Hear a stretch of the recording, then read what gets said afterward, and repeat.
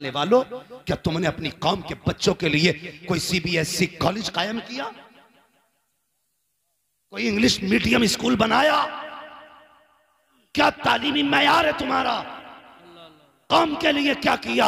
11 लाख झगड़े में उठा के फख्र से कहते हो पैसा चला तो चला, गया तो गया, इज्जत बच गई? नहीं, इज्जत नहीं बची। कसम खुदा की आज इज्जत गई है, सिर्फ तेरी गई है, कल तेरे घर की चली जाएगी। इस पैसे को सही जगह लगाओ, बच्चों को तालीम दिलाओ, स्कूल कॉलेज कायम करो और दुनिया को बता दो मोहम्मद के गुलाम किसी के मोहताज नहीं होते हैं, जो चाहते हैं अपने दम पे करके दिखाया करते। सुभान अल्लाह, सुभान अल्लाह, माशाअल्लाह। अपने कॉलेज बनाओ, अपने स्कूल बनाओ, बेटियों को पढ़ाने के लिए बेटी रखो। हाँ, अगर कोई कह देता ना तुम्हारी बेटी फला के साथ, नहीं कहता चुप कर, मेरी बेटी पे दाग लगा रहा है, मेरी बेटी की तो तस्वीर नहीं छूटती हाथ से, किसी से कह भी नहीं सकते फला जगह देखा। वो खुद ही मुजरिम बन जाता कहने वाला। जब भाग जाती है कहता कर यूसुफ साहब कोई तावीज दे दो, रात रात में आ जाए। रात रात में लौटा के ला रहा है। राना बरहार साहब कोई तस्बीह बता दो कि बेटी आंख खुले तो सुबह खाट पे बैठी हो। तेरे 22 साल की गलतियों पे एक तावीज पर्दा डालेगा? तेरी 22 साल की गलतियों पे तस्बीह पर्दे डाल लेगी? जो बोया है वो काटना पड़ेगा। इसलिए हम कहते हैं एमबीबीएस बेटियों को बनाओ, लेकिन ऐसे स्कूलों में पढ़ाओ जहां पढ़ने वाले भी बच्ची हो, पढ़ाने वाली भी लड़कियां हो। ऐसी जगह ट्यूशन पढ़ाओ जहां पढ़ने वाली भी लड़की हो, पढ़ाने वाली भी लड़की हो। लेने के लिए तुम्हें जाना पड़ेगा, एक एक मिनट का हिसाब रखना पड़ेगा। ये नहीं कि घर से चली गई तो स्कूल में है, जाके देख कहां गुल खिला रखी है। कितनी बेटियों ने बाप के मुंह काले कर दिए। अल्लाह की कसम बेटियों से कहना चाहूंगा, अगर सर से दुपट्टा सरकने लगे तो याद रखना तेरे गले में तो फंदा था फांसी का, हुजूर ने फंदा निकाल के दुपट्टा पहनाया। वाह वाह वाह, सुभान अल्लाह, सुभान अल्लाह, बहुत खूब, बहुत। हुजूर ने फंदा निकाल के दुपट्टा पहनाया। आज ये दुपट्टा उतरने लगे तो याद रखना तुझे तो जीने का ही हक नहीं था। हुजूर आए तो तुझे जिंदगी मिली है, हुजूर आए तो जिंदगी मिली है। उन नौजवानों तुमसे भी गुजारिश है, कई सारी बातें एक हंगामे मैशर हो तो भूलूं उसको, सैकड़ों बातों का रह रह के ख्याल आता है। मेरे हिसाब से वक्त पूरा हो चुका है, लेकिन बात एक और कह जाऊं। लोग कहते हैं बच्चे गाली बड़े बकरे, घर के हालात बेहतर करो, बच्चे खुद ब खुद सुधर जाएंगे। घर के हालात अच्छे करो, बच्चे खुद ब खुद सुधर जाएंगे। और निकाह के बाद की जिंदगी जो है ना, ये बड़ी प्यारी जिंदगी है। अगर शर्त है इसे सुकून से गुजारा जाए, सुकून से गुजारा जाए। एक नई जिंदगी का आगाज होने वाला है। कल एक बारात जाएगी, कल एक घर आबाद होगा। हाँ, मगर याद रखना दुल्हन की वीडियो मत बनने देना। मैं घर वालों से गुजारिश करूंगा, किसी वीडियो मेकर के जरिए दुल्हन की वीडियो मत बनने देना। हालात ये हैं, हालात ये हैं, हालात ये हैं। दूल्हा बाद में देखता है, कैमरे वाला पहले देख लेता है। हाँ, फिर उसके बाद वो बदतमीजी चलाई जाती है कौम के आगे। तुम्हें पता है अब तो हम लोग ना मैरिज हॉल से रुखसत कर रहे हैं बेटियों को, मैरिज हॉल से। अल्लाह तौफीक देना अपनी बेटियों को घर से रुखसत करना। खाना कर दो मैरिज हॉल में, दावतों का इंतजाम कर लो, लेकिन बेटी अपनी चौखट से रुखसत करना। इसलिए कि जब वो उस घर से जाएगी ना, तो उस घर की दीवारों ने उसे सजदे करते देखा होगा, उस घर की छत ने उसे कितनी रातों में रोते देखा होगा, उस घर की जमीन गवाह होगी। ये वो है जो रातों को उठ उठ के मुसल्ले बिछाती थी। उस घर का एक एक गोशा कहेगा मालिक आज वो घर छोड़ रखी है जो रातों रात मुझे आबाद रखा करती थी। जब ये घर से रुखसत होगी तो अकेली नहीं आएगी, दीवारों की दुआएं साथ होंगी, छतों की दुआएं साथ होंगी, जमीन की दुआ साथ होगी, हवा की दुआ साथ होगी। अकेले नहीं आएगी बल्कि उसके दामन में रब का करम भर के लेके आए। सुभान अल्लाह, माशाअल्लाह, बहुत। हालात है, हम बेटियों को घर से रुखसत नहीं करते, मैरिज हॉल से कर रहे। अल्लाह तौफीक दे तो घर से बेटियों को रुखसत करें, घर से रुखसत करें। और दूल्हा से भी गुजारिश है, 2 रकात ये सिर्फ आज ही नहीं पढ़ने हैं, अल्लाह तौफीक दे तो बार बार पढ़ते रहे। मैं आप ही के उपराले में एक जगह नमाज पढ़ाता था, नाम नहीं बताऊंगा, समझ जाओगे, मशहूर है बात। मगर इतना पता है ना, 2 भाई आए एक साथ दूल्हा बन के, एक ही घर में 2 लोग थे ना। तो जब आए ना तो भैया अल्लाह खैर करे ना, वो जो नियत बांधी है उसने, तो मैं कभी उठूं कभी बैठूं पता ही नहीं चल लिया कब सलाम फेरेगा।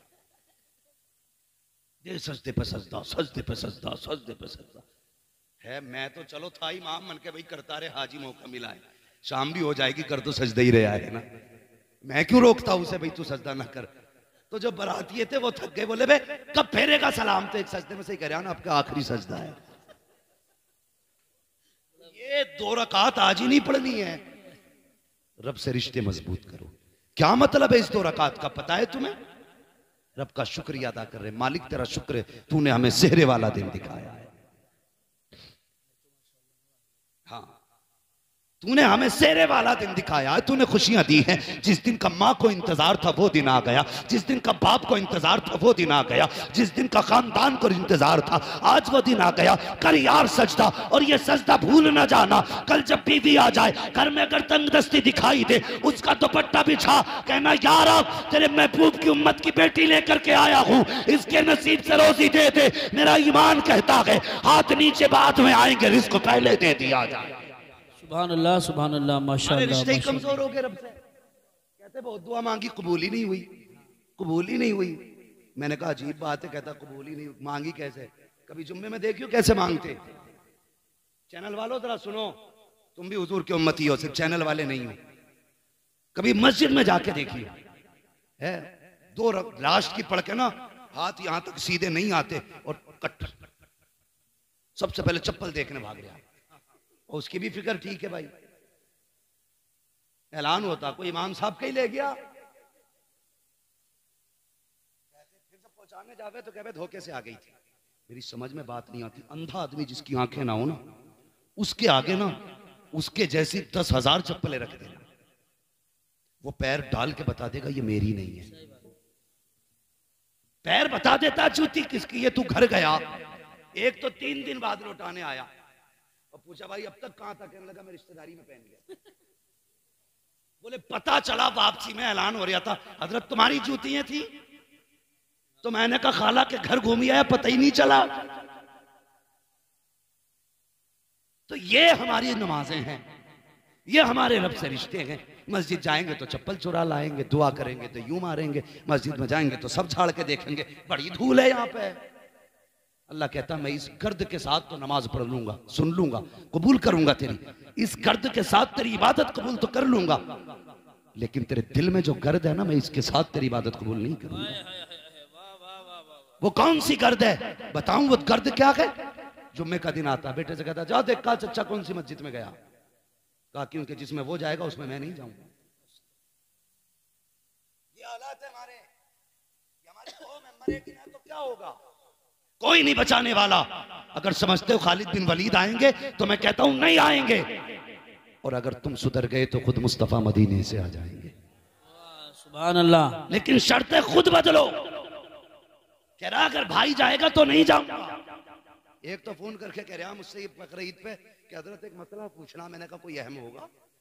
कह रहा कि जिस हिस्से में मैंने हिस्सा कराना, जिस जानवर में, उसमें मेरे भाई साहब का भी हिस्सा, लेकिन मेरी उनसे नाराजगी है। कुर्बानी हो जाएगी ना? डॉक्टर इकबाल ने कहा था यूं तो सैयद भी हो, मिर्जा भी हो, अफगान भी हो, तुम सभी कुछ हो, बताओ कि मुसलमान भी हो।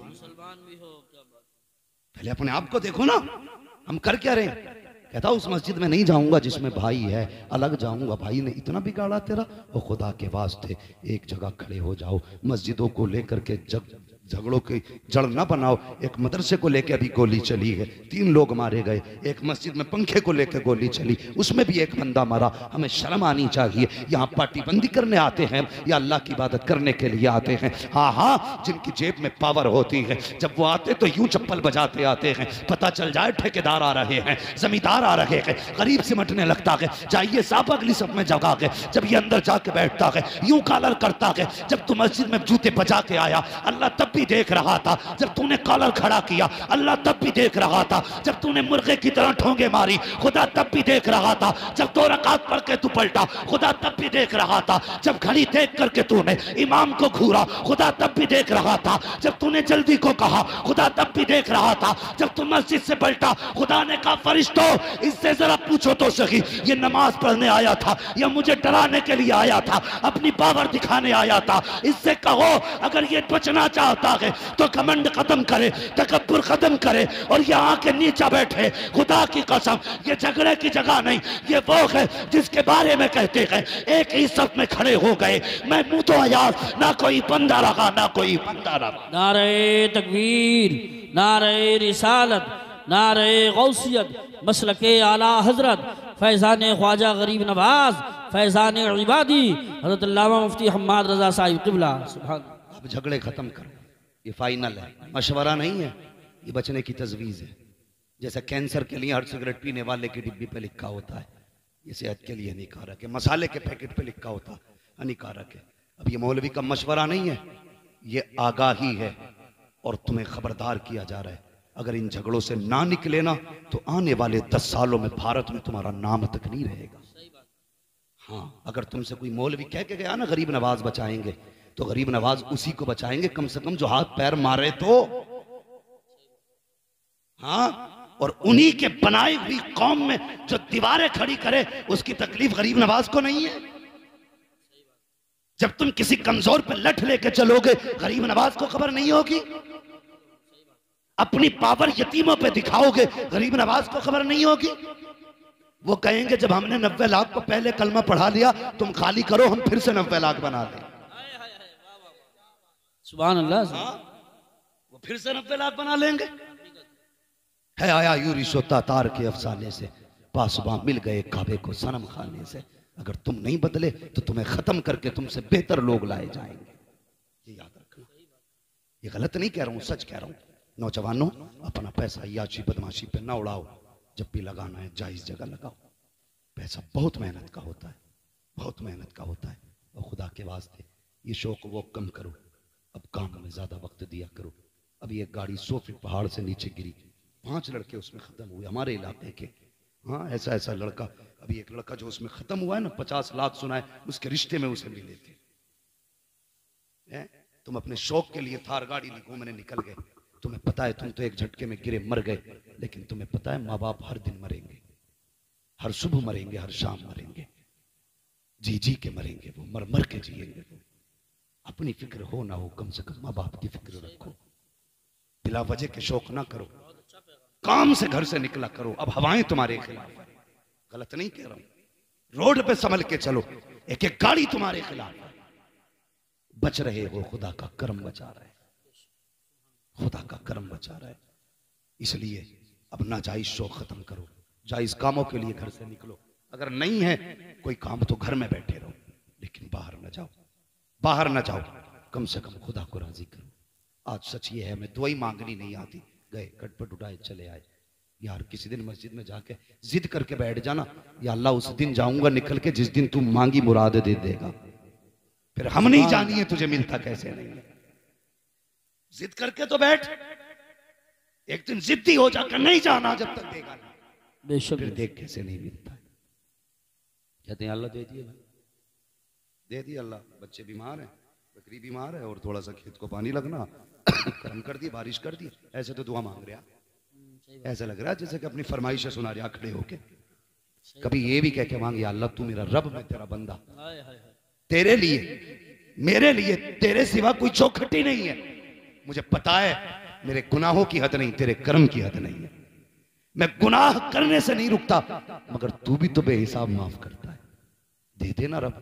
कभी ये कह के मांगना ना, खुदा की कसम उसका दरियाए कर्म जोश में आया ना, इतना देगा कि तेरी 7 पुश्तों का भला हो जाएगा। बेशक मांगेंगे रब से ऐसे ही मांगा करो अल्लाह से। और जब मांगो तो वो देता भी है, देता भी है। वक्त ज्यादा हो रहा है, बस कोशिश यही रहेगी हमें अपने आप को बदलना है। हसद खत्म करो। सच बताएं, जब हम कभी निकलते हैं हिंदुस्तान में ना, किसी घर पे झंडा लगा हो और ईंट लगती हो ना, तो दिल ठंडा होता है कि मदीने वाले के गुलाम का घर बन रहा है। कहीं भी निकले तो एक चौक ईंट देख के हम खुश हो जाते हैं, हुजूर के गुलाम का घर बन रहा है।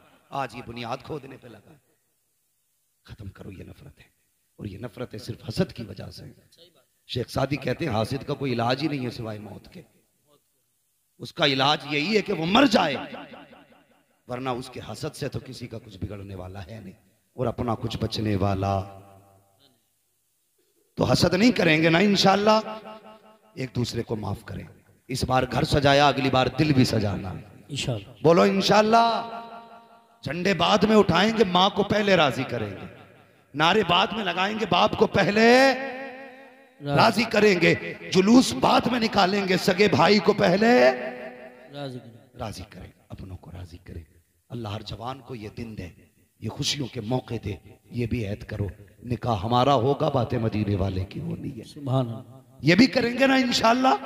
अल्लाह ताला हमारे इन भाइयों की उम्र में बरकत अता करे जिन्होंने इस महफिल को सजाया है, जिन्होंने इस महफिल को मुनक्किद किया, और अल्लाह इस मजमे को सलामत रखे जिसने शुरू से आखिर तक हुजूर की बैठ के सुकून से बातें सुनी है। आमीन। कोई देखे न देखे हुजूर देकर रहे गए। बस वरफाना लक जिक्रक, महबूब हमने आपके जिक्र को इतना बुलंद किया।